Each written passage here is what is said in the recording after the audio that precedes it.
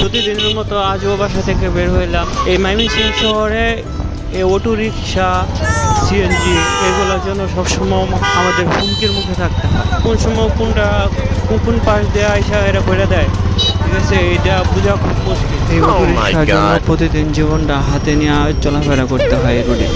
সরকার একটা উদ্যোগ নিতে পারে না সব অটো রিক্সা যাতে ব্যাটারি চালিত যানবাহন যাতে বন্ধ করে দেয়। আজকে আমার সাথে এমন একটা কাহিনী হয়েছে, ঠিক আছে, এখানে আমার দোষটা কোথায় ছিল? অটোর ডান সাইড দিয়ে এরা আমি যাইতে পারতাম, আমি ওরা হর্ন দিছি, হর্ন দেওয়ার পরেও, ঠিক আছে, আমার সাইড দেওয়ার পরে হঠাৎ করে ডাইনে ঢুকাই দিছি। এই যে আমার হ্যান্ডেলটা বাইচে হেরা, এই যে আমি অল্পের জন্য বাইচে গেছি। পরে রিক্সা অটো আটকাইলেন, এরপর বলে ভাই আমরা গরিব মানুষ, আমরা অটো রিক্সা চালায় খাই, আমরা ছেড়ে দেন, বলে গেছে।